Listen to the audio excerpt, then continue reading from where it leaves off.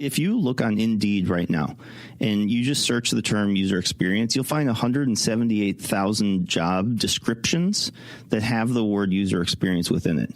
And what that means to me is that we are a new horizontal. Welcome to the Schmidt List, the podcast for people dedicated to managing successful projects, developing impactful products, and building engaged teams. And now, here's your host, Kurt Schmidt. All right, here we are with McLean. How are you? Hello. Doing well. Doing good. Yeah. Thanks for joining me today. I know I was in Arizona on Monday. It was tough. Tough to come back to the Twin Cities, but man, I did it. You're not a snowbird, are you? You're not going there for the winter and then coming back during the. I was speaking at a conference, but I was tempted to stick around. Cool. Well, I'm really glad you're here today. Tell me a little bit about your background and what you're doing today. I'm excited to talk to you today about UX education and business versus design and all the things that we've got planned. But tell me a little bit about McLean and your back history and what you're doing these days. Absolutely. Most recently, I was the vice president of user experience design for Shutterstock in New York City. Shutterstock is, I'm sure many creatives listening to this, known for stock photography, but it's actually a very scaled technology organization, right? Publicly traded, 600 million revenue. Each second, about 10 creative assets are downloaded. 2/3 of the revenue comes from outside North America. So really scaled kind of e-commerce work. I oversaw a 25-person design organization there. Everything from strategy, UX research, UI design, to a bit of front-end architecture as well.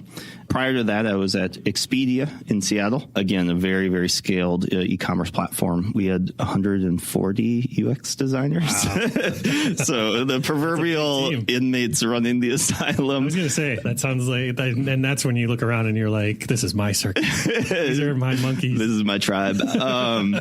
High velocity, right? Yeah. 800 A/B tests, 2,100 UI releases. Wow. Really got to work with great talent. Our CEO, Dara, a year ago took the job at Uber. So that's kind of the talent was able to work with. And, both West Coast kind of traditional human factors and kind of East Coast brand and visual design, really kind of rounded out my approach as a design executive. And to wrap it up, I'm from Minnesota, but, I was a senior practitioner, UX designer here in town, and, a little frustrated sometimes that I felt like I was out of the loop of business conversations and decision making, or sometimes I was in board of directors or C-suite meetings and I didn't know what EBITDA was.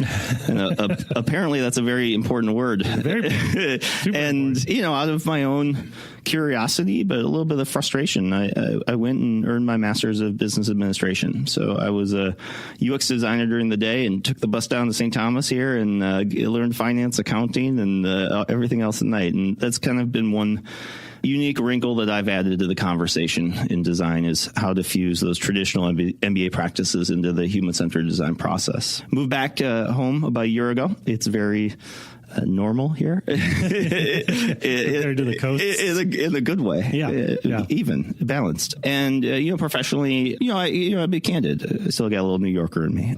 I met with all the, we have per capita more Fortune 500 companies than any other state in the country. Yep. So I met with all the big giants, and particularly here, I think we all know that they're adopting technology as a core competency. And I really think that in some ways they didn't even understand how much UX UI work was ahead, both on internal platforms, B2B platforms, and obviously direct to consumer. Yeah.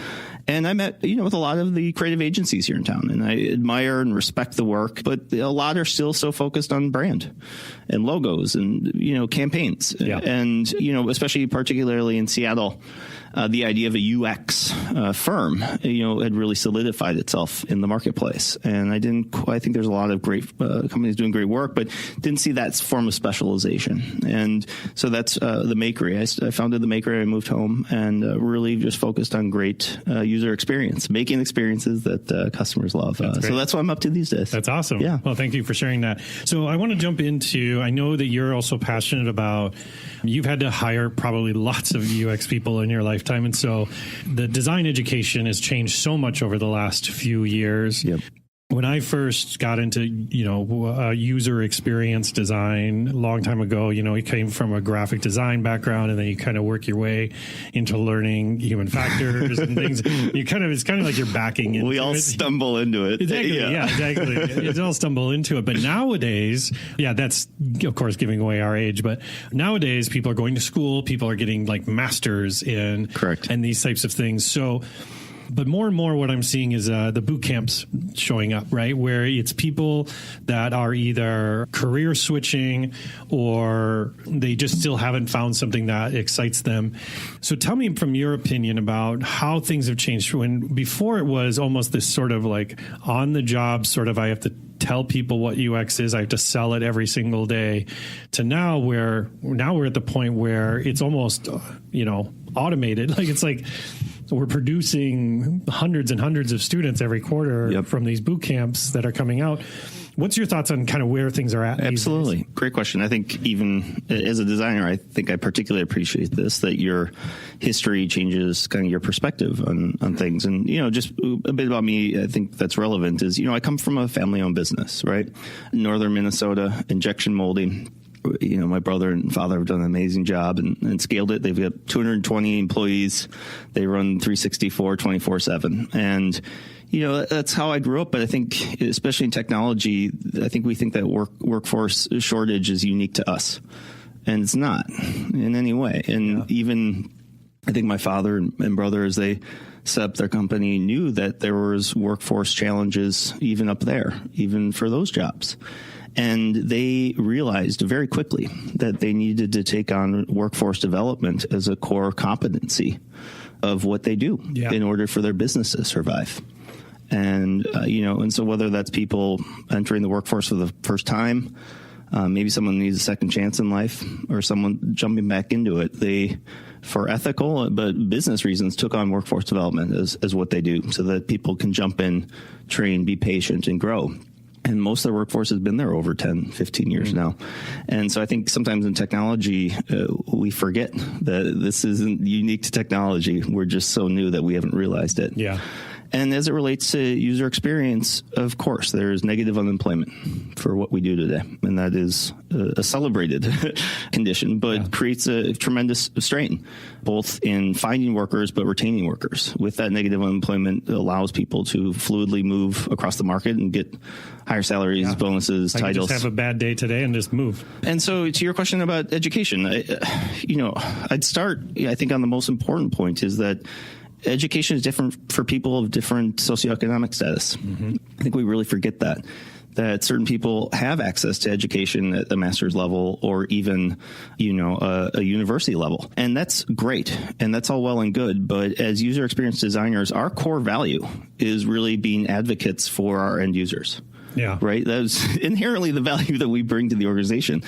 And quite frankly, the platforms and websites that we design aren't just done by a bunch of white millennials. Mm-hmm. And if you can build a workforce that better represents the constituents and the end users, that makes you better at what you do. And so, I'll talk about boot camps, but I really think that the huge, huge shortage is there's people of different backgrounds who are not involved in user experience design. That's a really good point. I mean, it is human-centered design. It's not, white privilege-centered design, right? Exactly. And so I think the recent study was less than 10% of designers come from socioeconomic disadvantage, right? But that's not true for our users. Right. And so for the Makery, we realize that if we can have a workforce that better reflects our end users, that's going to make us better at what we do. And so we needed to take on workforce development as part of the core competency of our business. And so, if you need to go get a master's of UX design, there's a lot of great programs. There's Stanford D School. There's all that. Yeah. The U's doing a great job. But what about those students who can't afford a $15,000 and 4-month boot camp? That is not a realistic opportunity for a lot of students. But what about those students who can't go to the U and afford a $60,000 education? What are they to do? And what's most confounding is that there are so many people who have so much natural inclination towards creativity. Mm-hmm. And my point, too, is, hey, if you can graffiti, we can teach you how to design a good-looking app. They're inherently transferable skills. Mm-hmm. And so for us, where we're focused on is real world education, right? Even right now, we've got one of our apprentices sitting here with us in the podcast. You can't see him. But I think that's the focus is, you walk people through, yes, the fundamentals of UX design, the theory of how users think. You walk them through what wireframes are, how Sketch works, how we do user testing. And so we walk through the real world fundamentals so that people can hop in on day one and do what they're hired to do. But additionally, I think boot camps and master's programs miss the soft skills. There is a way to conduct a design critique. There is a way to manage up. There is a way to advocate the value of your design. And I think that's the other part that we're really focused on, is that through our apprenticeship program, people can really get those soft skills. Yeah. And that's, how design really gets done. Yeah. Anyone can design a good looking sketch file, but getting it to market is something different. Right. And that's what we're focused on. That's great. And to that's where I see a lot of opportunity in the design education these days is, and I talk about it on the show all the time, which is like, I don't know why they call them soft skills when they're the hardest ones to learn for most people, right? It is being able to kind of sell yourself, sell your design, and sell your concepts. You can't just walk in and be like, it's good, right? And move on. Like, because the people that are hiring you are not usually designers. They're people that need some sort of influencing or convincing on why what you have designed is the right solution. And now, again, I get it. Like, there's tons of areas where I could pull up tons of data from all the research that we did. So of course the button should be blue. Everybody likes blue. You could do that, but that's still not the same, as being able to convince and influence people. And I think I'm really glad you touched on it. I think that is a gap that I see more so in today's UX education. It's the gap and the opportunity. I'm incredibly biased because I believe so wholeheartedly in what we do is the right way to do things, but great for business. Yeah. You look at the most dynamic, profitable companies in our economy, Warby Parker, Casper, Spotify, Airbnb. They have fused what would be considered traditional UX design with their larger corporate strategy. Mm-hmm. And so this isn't fluffy design talk. These are real dollars. Yeah. And this is how this thing works in today's economy. And as a result, I think for designers, we're to blame. We have kind of self-excluded ourselves. We don't do business, That's what quote unquote business does. It's like, right. I'm always like, well, can we go find this business? Is that their last name? Like, where is this business person? But that's the opportunity for user experience. If you look on Indeed right now and you just search the term user experience, you'll find 178,000 job descriptions that have the word user experience within it. And what that means to me is that we are a new horizontal in ways that only I think HR truly is. And so for designers, it's the soft skills, but think about the opportunity to influence cross-functionally across the department, whether it's human resources and thinking through the hiring and onboarding experience through a design sprint or human-centered design, through Agile, through how the cafeteria works. However you think about it, our approach scales to any company need. Yeah. And that's the real opportunity. So if you're really thinking about influence, it's building credibility. Go out there. Leverage the fact that your accounting team would love to work with you on a design sprint or your legal team. That's how you build a coalition. And that's how you can really influence. Yeah, and that's the other thing is don't wait for an invite, right? Go and start to show your value. Go and explain how you can provide that value. That's going back to what I was saying before about being able to sell yourself a bit, right? So I could walk in the accounting department and say, I noticed and I've been hearing people talk about the invoicing problem and how weird that is. I would love to be able to... but what I see is in other places, people are waiting for the accounting team to show up and say, can we put some UX on this? Can you do that? And they don't. So then the team is like, well, And I think UX, we can get so focused on design. And I think that's important, but it's really the facilitation of great design. And I believe that. I mean, for instance, like customer service departments. I've worked with a lot of different companies. Almost universally is the best run department in the entire company. Go partner with them. Go reach out to them. They've got the best ideas. They know the customers, the pain points, the pebble in the shoe more than anyone else. Yeah, they hear it all day long. Exactly. And you talked about accountants. Their whole job is to run like the profit and loss, a balance sheet and income statement for your company. They know the levers, the inputs, the outputs, what's working for your business, what's not, better than anybody. If you're going to really think through breakthrough product that doesn't exist, you need to have those people in the room. Mm-hmm. And so reach out. People love working with designers. We're fun. We've got Post-its. Yeah. And so that's the thing. Don't be afraid about reaching out cross-functionally. Yeah. And as far as education, that's what it's all about. Take what you've learned and extend it to other people. And that's how really you can change a company and your department from being kind of like reactionary to anticipatory of what customers need. Yeah. And that's how you get breakthrough product. Yeah, because I think in a lot of organizations, like you were saying, UX is still so new that it usually gets put into this area that they're a service part of the company. And it's like, I will go and I'll have two of Sally and 3 of Bill for 6 weeks, please. Then thank you. And let me, okay, well, you can have 30% of Sally, number one.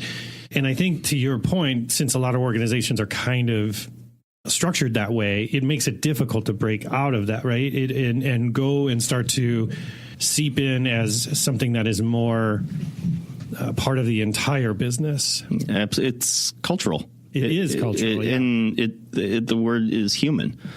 And, I was watching, I don't really watch too much like TV. I was watching broadcast TV. I'm not going to say what I was watching, but The Bachelor. And thank you for the show. Goodbye. Thank you, McLean. It's been a good talk. That was embarrassing. Okay. But, all the commercials were Facebook, Wells Fargo, Uber, really apologizing for the lack of being a good corporate citizen. And, when you really go back to it, it's because I think they've gotten so big and so scaled that they forget the people at the end of the terminal are human beings. And so you don't think about the data or the privacy or how you treat users and the way you want to do. And I think that's directly correlated to companies losing sight that they have real humans. They're not a law firm or a cupcake company or bakery where you interact with people every day. And so for me, it's that human element that creates ethical decision making. And in today's economy, you are getting rewarded for ethics in ways you haven't previously. Yeah, no, that's a good point. But if I'm that employee and here's the frustrating part is that I talk to I do a lot of mentoring, I do a lot of coaching, and I talk to these employees that are like, oh, woe is me. The business won't listen to me. They won't hear me out. They don't choose. I've got solutions for things, and I warn some people, like, I don't think you can UX every problem. Like I think in a lot of business problems, you could get 100% there. But I think in most cases, it's like 80% there. And then you've got to add in kind of the 20% of like the fiscal part of it and the math and different things, right? Yeah. But what would be your advice if you were sitting down with a user experience person? Maybe they're in a siloed team or a service-based team with an organization, and they're feeling frustrated that they're not making a bigger impact in the business. What would be your advice? To be really candid, one thing I learned really quickly is the language of business is finance. It's a language. It's like CSS or Spanish or JavaScript, and almost universally, designers don't speak that language. And if you look at why our average life expectancy at publicly traded companies is 1.2 years, why our turnover is so high, there's salaries and competition, but it's because people hit a ceiling, a natural point where they can't grow. And that's the ceiling, that we bump up against quote unquote business. And I get a little, I went through this process, right? And I can tell designers, like, we use math all the time in what we do. Aspect ratios. We work with numbers. We are good at Google Analytics. Yeah. And so I think there's just a natural apprehension. But if you really want to break through, you need to learn the basics of finance. And you need to learn what an income statement is. Mm-hmm. And hey, let's go back to those accountants, right? Every company you work for, nonprofit, B Corp, S Corp, publicly traded, produces an income statement. And you know what? Just like we said, there's these people whose whole job it is to manage that. Yeah. And I know something I know a secret about accountants. They like burritos. What? They do. They really like burritos. And I've done this at every... You heard it here, folks. They like guacamole too. Oh, okay. But I mean it, I'm not being flippant. Like, if you go and sit down and say, hey, I'd like to know more about how our business operates. Can you walk me through our most recent income statement? You are going to learn so much about your market, your margins, your cost centers, what investments you're making, you're going to be able to realize what your competitors are doing and understand who your competitors are. Exactly. And it's a realistic way to up your fluency in finance in a 1 hour meeting. And building alignment across party lines, as it were, right? That's what it's all about. Yeah. Building coalitions. And so my advice to designers to go buy your accountant a burrito every quarter. And I started doing this, right? And then I'd find myself in a meeting and, I'd say, oh, well, if we increase this, it'd be 3% market share with 7% margins. And I remember the CFO looked at me and said, is this the design guy? Yeah. And that's the trick. If you can find what those opportunities are, articulated in the language that the people you're trying to influence speak, and then present it alongside jaw-dropping, sensational, good-looking design, that's how you get ahead. That's great. And to be candid, that's how I've had some success in my career. Yeah. And it works. So let's talk a little bit about your career. So you've led design teams, and I'm not going to go down the stereotypical route of entitled designers, but thank you. But let's say I am somebody listening to the show. I run a design team, or I'm aspiring to run the design team, or I'm a lead on the team, and we are in this service sort of thing, right? So I personally have run fairly large teams that have a very unique job within an organization. I used to run a project management department, and it almost felt like in certain cases there was only two options. There was either kind of circle the wagons and protect our processes from the business, because, our boundaries. Yeah, and set boundaries, because people were coming in and there was a lot of swooping and pooping from executives and things on the way that we were trying to get better as a practice and as a group. Or it was kind of release the hounds and everybody just try to integrate with whatever teams you can work with as much as possible. Yet then we don't have a centralized core practice and design system that we work from as part of who we are as an organization. So then I feel like we lose identity. Absolutely. as that group. Yep. How have you found that balance leading large teams of user experience to say, we've got to have standards. Yep. But we also have to be flexible. Yeah. And then I'm sure you've had designers come to you, and one probably is saying we need more standards. And then another one turns right around the corner and says, we got to be more flexible. They want us to work on some IoT stuff, and voice UI, we've never done that before. Well, we don't have standards for that. How have you found that balance? Absolutely. On the first one, and I think a lot of designers will feel me right away, of what you might call executive encroachment. I've been in meetings where I've heard a CEO talk about button copy or marketing, right. Or maybe a CMO just wasn't feeling that icon or that particular color. Right. Or you show up in this CTO or something is like, yeah, we just went over and hired these guys to make a prototype for us. Exactly. But you're like, wait a second, we're the design team. Exactly. But I think as you said, people are going through digital transformations, and one of the immediate investments is hiring designers, and they staff up quickly, but they don't realize how the organ fits in the body. And so they're kind of accustomed to maybe working with traditional agencies where design critiques are a free-for-all, and you can dive into every nitpicky detail. And so I think that's a really common dynamic, but really important, because there's so many downstream ramifications, culture, but also not producing great work. And for any design leader, whether 1, 5, 50, the most important conversation you need to have, and it sounds tactical, but it's really important, is what's feedback and what's sign off. It's a really healthy conversation to build autonomy for you and your design team. Executives in particular can provide great feedback. They know the industry, they know the competition, they know how your business works, they know how the left hand is working with the right hand. They can give context to designers that they don't have. But inherently, there are some things that you need sign off for. If you're coming out with a big A/B test, a new feature, you want to make sure they're on the hook. So I think that's a really important distinction to set with people. It's like, hey, we want to make sure we can get your feedback, but evaluate us based upon the performance of the work.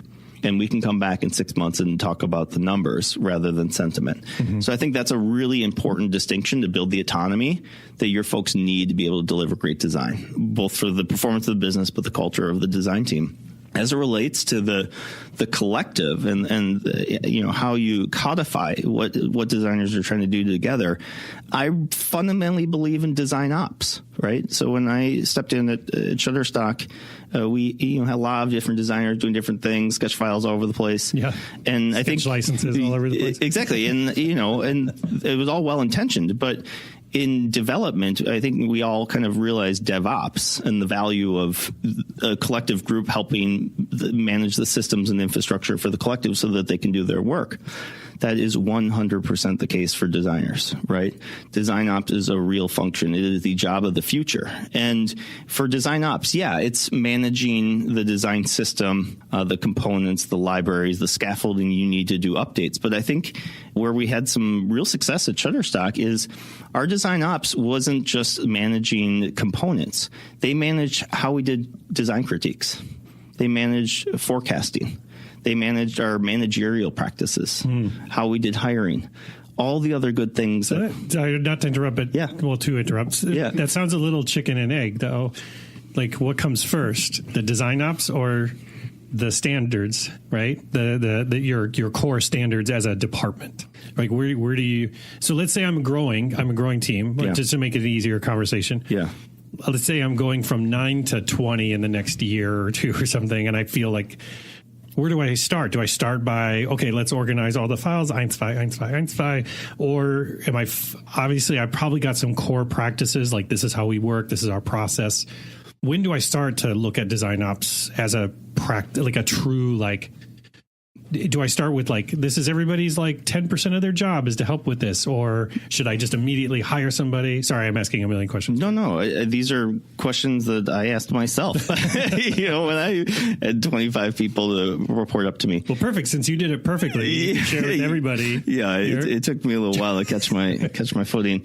These are all really good questions. I think for the first thing, on sizing, I think this is very tactical, but honest. I think when you hit 5 designers, that's when you're about ready to have a full-time designer working on the overall system of the design. Because at that point, you've got designers embedded into agile teams, and you need them to be headphones on, cranking out work. And if they have to step back and consider the context of what designer X is doing across the company, or where they should store their files and how they should label them. And that's usually I've worked with a lot of different design teams. That's usually the number where I say when you hit 5, you're ready for 1, and it's a full-time job. And it pays for itself. When you get designers who can be headphones on and create great value-added work within an agile team, that builds momentum and velocity and kinship and camaraderie, and so they don't have to take a step back. Mm-hmm. And I think the last part, so 5 is the number, and then it scales infinitely like everything else. But I think the last part is, when you think of a design system or the standards, it's the metaphor I always use is it's a constitution. Right, you have your Bill of Rights. Yeah. You have some inflexible tenets of what you're about, and maybe navigation and colors and typography, layouts, compositions. But it is meant to evolve. But it should go through a thoughtful, rigorous, and debated and collective process. And that is on the job of the design ops team to manage that process. So that, when we do need to amend our constitution, we aren't just doing it one-off. We're making sure that we're creating a pattern that can scale to meet both sides of our marketplace, that we're really thinking about reusable patterns. And so I think that the idea of a constitution, it builds reverence for what you're trying to do. And it builds that cultural identity that people can really rally behind. And as a design executive, obviously it's important to be able to sit shoulder to shoulder and help a junior designer with their craft. And I love that. But as an executive, I found that I spent all my time just working with the design ops team. If I can invest my time into the system, they'll make sure that the sprint work takes care of itself. That's good advice. So, but now, you've been in part of a large product companies, but now you're doing an agency, right? So how does design ops play into an agency, in your opinion? I love this question. Thank you. Yeah, I'm going to speak candidly. I still got a little New Yorker in me. I've been a little taken back, to be honest, how agencies, I think because historically they've been project-based, a lot of turnover, a lot of contractors, are good at managing the work, but sometimes disinterested in managing each other and don't see the value in providing personnel and operational leadership that really pays long-term dividends. And in particular, I'm a little taken back by how agencies typically just hire from other agencies. Yeah. You see a lack of kind of in-house talent coming in and out and vice versa. And this is where I think when you look at how scaled enterprises like Spotify, for instance, have found a operational model that helps them understand what good is, what done is, how to deliver, giving people that kind of clarity as to what their roles and responsibilities are. I'm always taken back of how that isn't adopted within the agency world. And not just for how you work together, but how a model like that scales to how you work with your clients. Mm-hmm. And so for us, we did it the first collaboration we had, and we haven't stopped, is we work in sprints, we work in Slack, we have stand-ups, we have every other step of the Agile process that we would have for an internal team, but we apply directly to our clients. And I think it's just given a level of clarity, collaboration, and understanding of what's good and what's done at the end of each sprint. And so for me, I think it's not one-to-one, but there are tenets of especially the Spotify operational model that should be deeply considered by all agencies, because I think it will dynamically change the efficiency and increase the profitability per employee, the utilization rates. We all care about that. Yeah. But it will also fuse a collaborative and a socialization aspect with your clients that's going to lead to great work, and work gets work. And so from there, hopefully that can expand your relationship with your clients. That's cool. So, okay, we talked a little bit about, and I like how you talked about DesignOps kind of being the job of the future. So with that in mind, like, where do you see design education going? Are we going to see more of the boot camp model, more of the master's? Are we going to see PhD, doctorate? And where do you see design? Because again, like in design, we change titles every few years. We become something new. We needed like a United Nations summit just to agree on what. Can we all just be product designers and just call it? Nope. Yeah. Nope. Nobody knows what that is. Anyways. So it's funny because we've been going through that with Foundry, right? Because we kind of say we're a digital product agency, but people don't know what they're like, what do you mean a digital product? And I'm like, like Facebook is a digital product. Your ATM machine, like the interface, that's a digital product. Venmo, your point of sale system at Target. Anyways, so that's been a challenge, but yeah, I think you're right. I think they're all product designers, but where do we go as an industry in our education? Where should we be going? Should we be focusing more on what you were kind of saying earlier, which is get some basics and get to work and learn on the job? Or should I study theory for 4 years and then come out and then practice? Yeah, I think our cousins in technology have shown, I think, where we're headed on this. I think technology is naturally about 10 years ahead of UX, more or less. And when you kind of look historically at the 20-year arc of technology and engineering, it started off as a very generalist, full stack engineers. Right. Well, it's still called a computer science degree. Right? Exactly. And what does that even mean anymore? Good question. But as they've matured, you found a high degree of specialization and educational programming that aligns to that level of specialization. So right now, you'll see an engineer who specializes in React.js, or an engineer who specializes in a host of all the new languages coming out there. And I think as for design, that's the level of specialization that we're going to move into. I think the educational opportunities should align to that.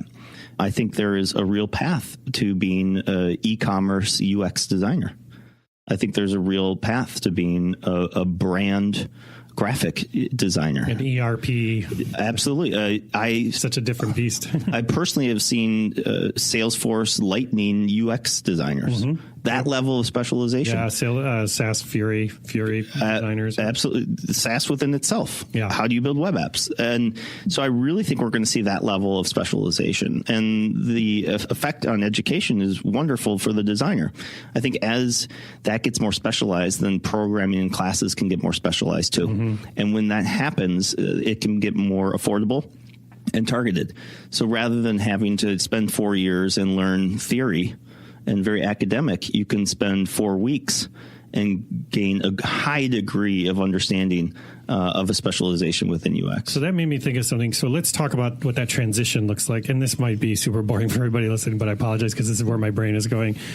Okay, so I go to school. Maybe I take some classes that specialize in e-com or mobile specific. Mm-hmm. Is it then the company has some sort of apprenticeship or internship thing that is in specific in those areas? Or are they just like, well, we're an e-commerce company, so come in and learn e-commerce because that's what you applied for? Or it's a company that maybe is a bit more disparate where they are a mobile e-com company.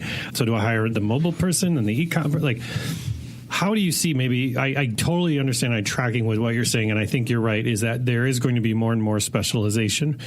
But how does that transition happen? Is it the school's responsibility? Is it the business's responsibility? Is it the student's responsibility?